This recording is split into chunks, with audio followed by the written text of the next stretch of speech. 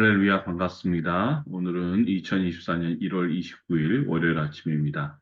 오늘 함께 나눌 말씀은 구약성경 신명기 14장 1절부터 21절까지 말씀입니다.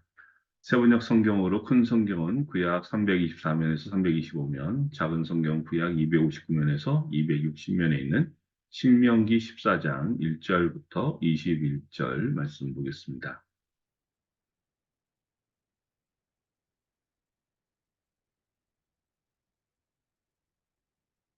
신명기 14장.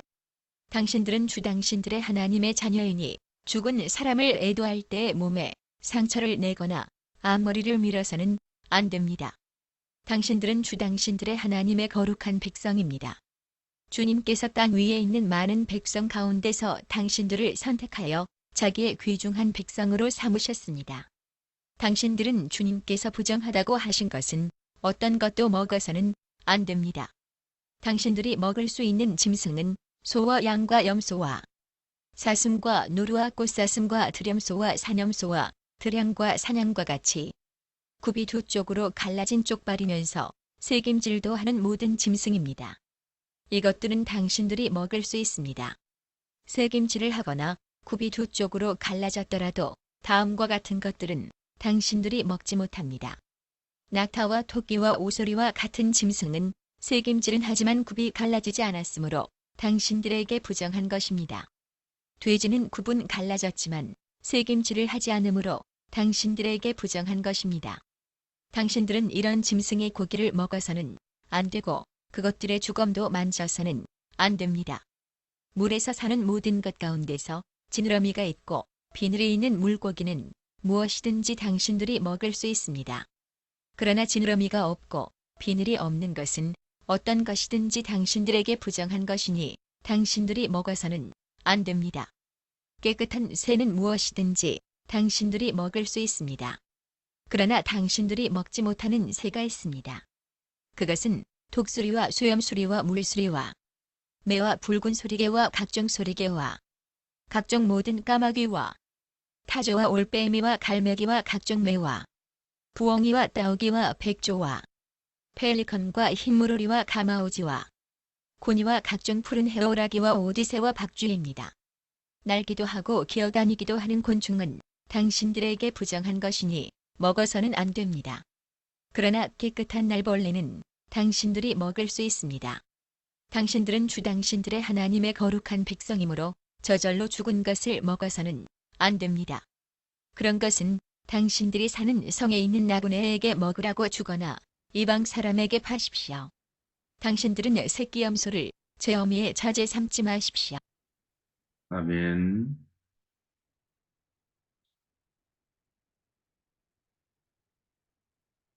계속해서 신명기 말씀은 하나님께서 모세를 통해서 가나안 땅에 들어가 살게 될 출애굽 2세들에게 그 땅에서 지켜야 될 여러 가지 규례를 알려주고 있습니다. 그 중에서 오늘 말씀의 대부분은 음식에 대한 규례입니다.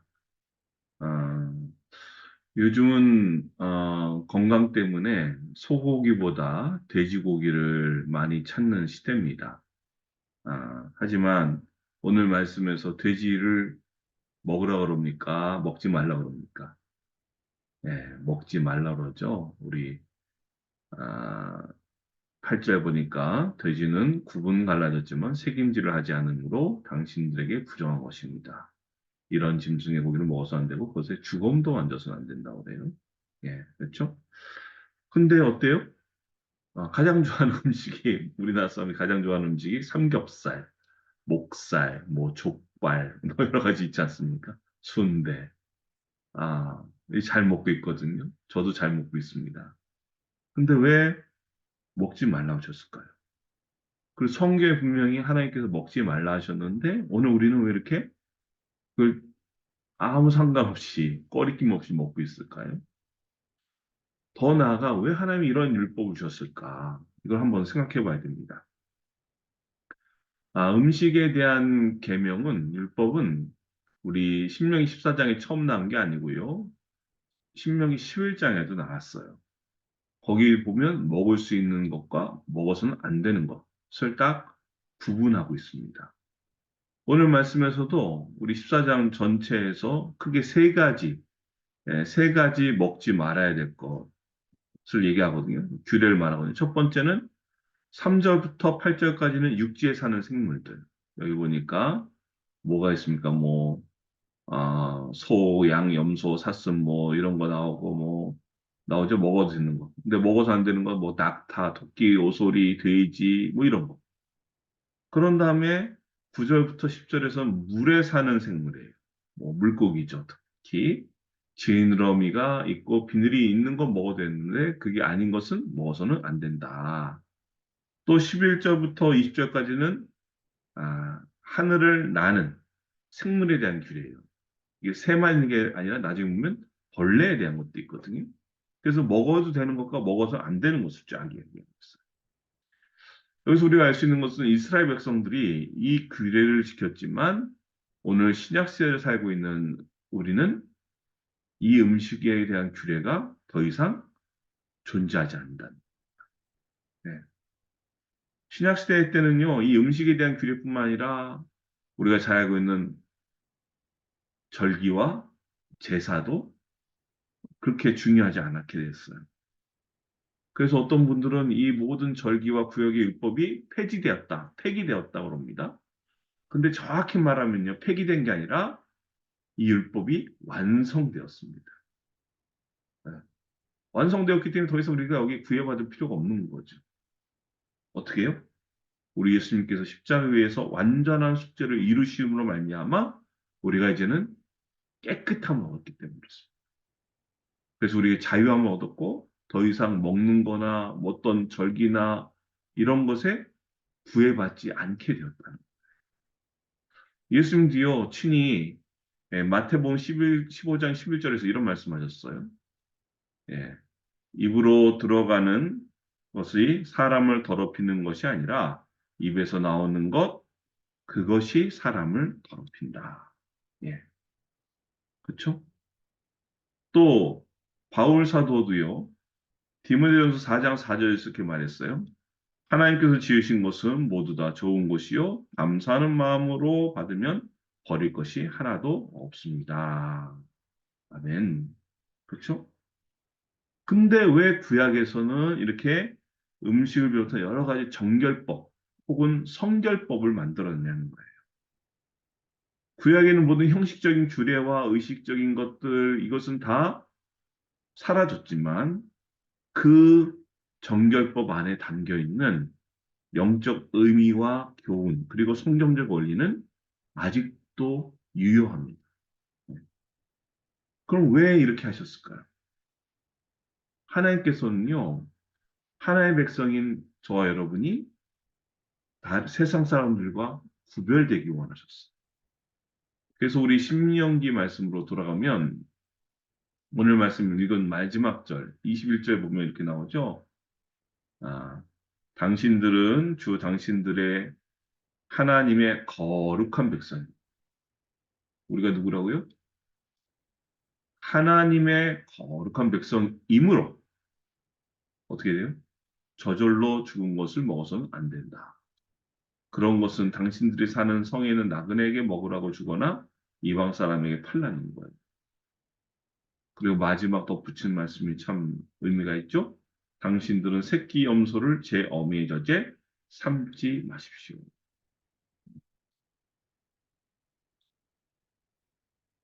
신명기 14장 1절에서도요, 하나님께서 하나님의 음식에 대한 이 규례를 말씀하시면서 1절 보면 뭐라고 합니까? 거기서도 똑같이 나오는 말씀이 있어요. 당신들은 주 당신들의 하나님의 자녀이니. 라고 그래요. 네. 아까는 하나님의 거룩한 백성, 여기는 하나님의 자녀. 이게 같은 말입니다. 네. 그러니까 하나님의 자녀라는 말, 하나님의 거룩한 백성이라는 말은 똑같이 뭐예요? 구별된 사람들이라. 네. 구별된 사람. 이 말은 이스라엘 백성들의 삶이 이방 사람들의 삶과는 구별되어야 된다는 거예요. 특별히 음식법을 통해서.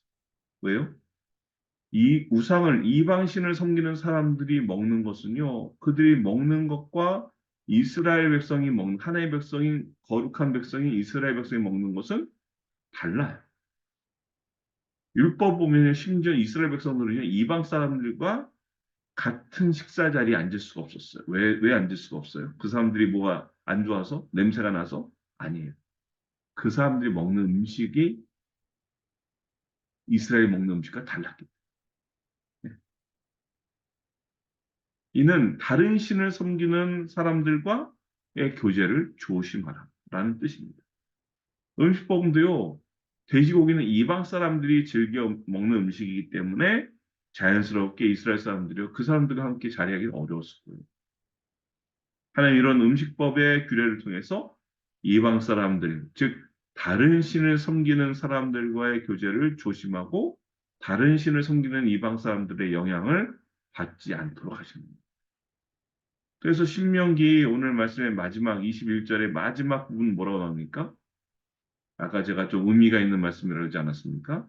당신들은 새끼 염소를 제 어미의 젖에 삼지 마십시오. 아무리 동물이지만 어미의 젖에 새끼를 삶는 것은 굉장히 잔인한 짓입니다. 그렇죠? 이 일을 가나안 원래 살던 민족들은 아무렇지도 않게 했어요. 하지만 하나님의 백성들은요, 그렇게 잔인하게 혹은 무정하게 행동하지 말라는 겁니다.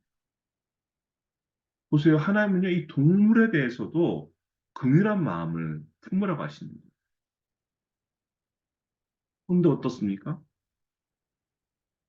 그래서 하나님은요, 새를 잡을 때도 어미새와 새끼새를 한꺼번에 잡지 말라고 그래요. 혹은 어미새와 그 알을 동시에 모두 잡지 말라 하십니다. 또 곡식이나 과일을 수확할 때 그것을 다 따지 말고 어떻게 해요? 동물들이 먹을 것을 남겨두라고 합니다. 우리나라도 그런 거지 까치밥이라. 까치밥. 네, 그 얘기. 이러한 명령은요, 하나님께서 창조하신 모든 생물체에 대해서, 생명에 대해서 함부로 대하지 말라라는 하나님의 메시지가 담겨져 있는 겁니다. 그리고 궁극적으로 인간이 잔인해진 것을 막기 위한 안전장치로 새끼 염소를 제 어미의 젖에 숨지 말라. 다시 말하면 이방신을 섬기는 이방인들은요, 동물에 대해서 잔인한 사람들, 긍휼하기 없는 사람들. 하지만 하나님의 자녀이며 하나님의 거룩한 백성인 너희는 그 이방인들과 다르게 살아야 된다. 이방인들의 잔인함, 이방인들의 긍휼 없는 모습을 담지 말라는 겁니다. 저는 참 교회도 잔인한 사람들이 많습니다. 네, 긍휼함이 없습니다. 자신들의 잘못에 대해서는 하나님의 긍휼함을 구하면서 다른 사람들 혹은 다른 형제와 다른 지체의 잘못에는 무척 잔인. 그건 뭐예요? 똑같아요. 이방인들입니다. 진짜 예수 믿는 사람들이 아니라.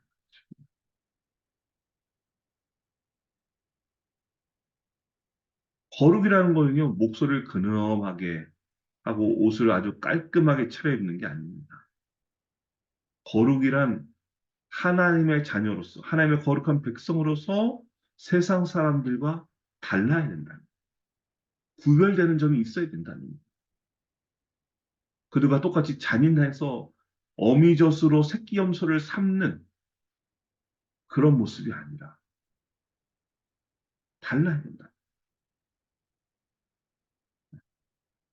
사실 이런 말씀은요, 신명기 말씀만에서만 나오는 게 아니에요.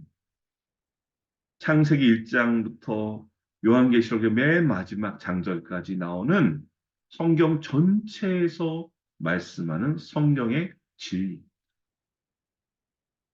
근데 하나님 믿고 성경을 믿는다는 분들이 어때요? 잔인한 경우가 있어요. 너무 충격적이죠. 너무 안타깝습니다. 죄가 뭡니까? 죄가 뭘 잘못하고 훔치고 이래야 죄입니까? 성경이 말하는 죄는 하나님의 생각이나 하나님의 뜻 혹은 하나님의 기준에 미치지 못한 것이 다 죄입니다. 우리가 뭔가 훔친 사람은 손가락질할 수 있죠.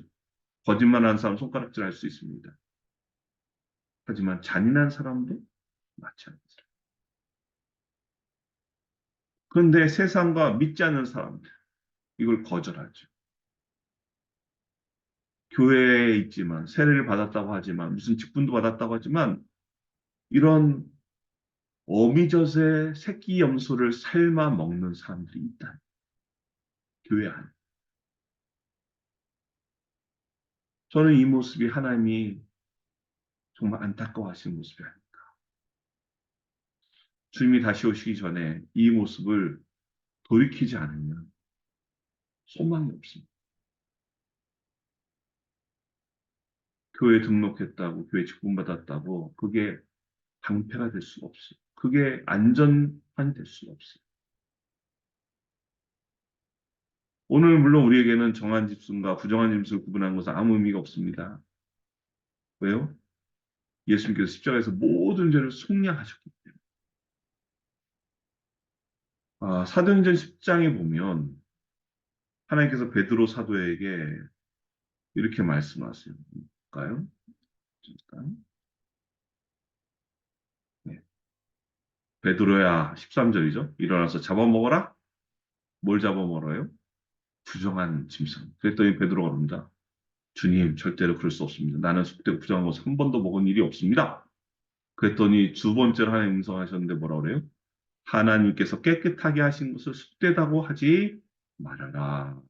아멘. 이게 더 이상은요, 부정한 짐승, 정한 짐승의 구분이 없어요. 네. 다만 우리는요, 구약 성경에서 왜 하나님께서 정한 짐승과 부정한 짐승, 정한 것과 부정한 것을 구분하라고 하시는지 그 말씀의 의미를 생각해야 됩니다. 하나님은요, 이 음식 규례를 통해서 모든 정결과 부정함의 기준, 모든 의와 불의함의 기준은 어디에 있어요? 사람에게 있지 않고, 경험에 있지 않고, 문화에 있지 않고, 하나님께 있다. 구체적으로는요, 하나님 말씀이 기준이 말씀. 그래서 우리는요, 이 하나님의 말씀에 순종하며 살아야 됩니다. 무엇보다도 하나님의 백성들은 믿지 않는 사람들과는 다르게 살아야 됩니다. 하나님께서 이 먹는 문제, 이 식생활까지도 구분하기를 원하십니다. 그러면 다른 문제는 말할 것도 없죠.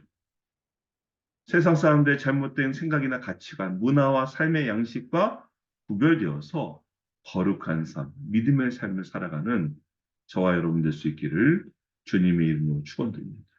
그래서 정말 하나님의 자녀답게 또 하나님의 거룩한 백성으로서 구별된 삶을 살아가는 저와 여러분 될 수 있기를 주님의 이름으로 간절히 축원드립니다. 기도합니다. 할렐루야. 참 좋으신 아버지 하나님 감사합니다.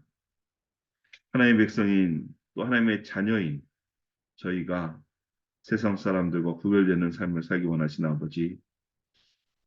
하지만 저희가 하나님의 바람과는 다르게 구별되지 못한 채 살 때가 많습니다.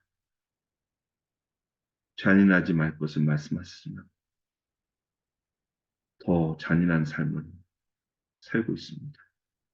아버지 저희 이런 모습을 용서하여 주시옵소서. 저희가 하나님께서 원하신 대로 세상과 구별된 하나님의 자녀로서 또 하나님의 거룩한 백성으로 살 수 있도록 성령님 저희를 도우시고 인도하여 주시옵소서. 그래서 저희가 하나님의 거룩한 백성으로서 불별된 삶을 살아갈 수 있도록 주여 도와주시옵소서. 감사 영광 올려드리며 우리 구주 예수 그리스도의 이름으로 기도드리옵나이다. 아멘. 이제는 우리 주 예수 그리스도의 은혜와 하나님 아버지의 극진하신 사랑하심과 성령 하나님의 감화 감동 역사 교통 기도의 충만하심이 하나님의 거룩한 백성으로서 구별된 삶을 살기 원하는 주님의 사랑받는 모든 자녀들 머리머리 위에와 저들 가정과의 도합길들 위해 또 이 나라의 민족과 주님의 몸된 교회 위해 이제부터 영원토록 함께 하시길 간절히 축원하옵나이다. 아멘. 감사합니다. 오늘도 함께 나눌 기도 제목 있습니다. 기도는 모든 문제의 쌤인 줄 믿고 기도로 응답받는 은혜가 있길 바라고요. 또 영혼을 구원하여 제사 삼는 교회 사명 감당할 수 있도록 또 우리나라에 여러 가지 어려운 문제들이 있는데 그 모든 문제 해결될 수 있도록 하나님 은혜 달라고 또 오늘 말씀처럼 하나님의 말씀을 따라서 이게 안 바꿔도 하나님의 거룩한 백성으로 하나님의 자녀답게 살 수 있도록 어, 도와달라고 또 우리 기도가 필요한 이웃과 성도들을 위해서 또 가족과 자녀들을 위해서 또 개인의 간구하는 기도 제목 가지고 이 시간 함께 기도의 시간 갖도록 하겠습니다. 기도하겠습니다. 할렐루야 참 좋으신 아버지 하나님 감사합니다. 오늘도 살아계신 역사하시는 주님을 찬양합니다. 주님 도와주시옵소서. 특별히 저희가 하나님의 거룩한 백성으로서 아버지 세상 사람들과 구별된 삶 살 수 있도록 도와주시옵소서. 예수를 믿는다고 하지만 어미의 저제 새끼 염소를 삶아 먹는 것 같은 잔인한 마음이 있습니다. 아버지 이 시대에 많은 그리스도인들을 사시고 있을 수 있도록